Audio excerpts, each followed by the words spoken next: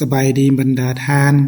จะมาสืบต่อเผยเพบุตรอธิบายประมวลกฎหมายแพงซึ่งจะมาลงลึกในมาตรา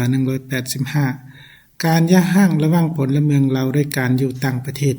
การย่าห้างระหว่างพลเมืองลาวด้วยการอยู่ต่างประเทศให้ปฏิบัติตามกฎหมายของสปป.ลาวหรือกฎหมายของประเทศบ่อนผัวเมียอาศัยอยู่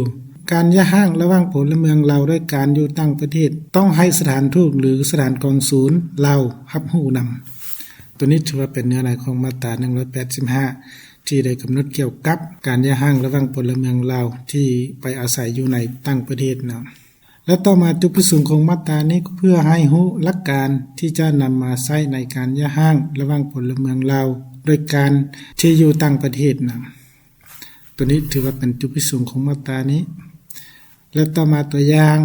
กและขอได้แต่งดองกันเป็นผัวเมียที่ถูกต้องตามกฎหมายของสปป.ลาวภายหลังการแต่งดองพวกเจ้าได้ไปเฮ็ดเวียงอยู่ต่างประเทศเป็นเวลาหลายปีโดยบ่ได้ตักสัญชาติในเวลาต่อมาก็ผู้เป็นผัวอยากย่าห้างกับขอในกรณีแบบนี้ให้ปฏิบัติตามกฎหมายของสปป.ลาวหรือตามกฎหมายของประเทศที่ผัวเมียอาศัยอยู่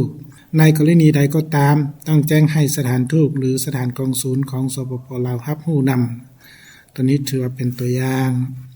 สถานการเผยแพร่มาตรา185มาฮอดนี้ก็ได้สิ้นสุดลงเพียงเท่านี้ขอขอบใจ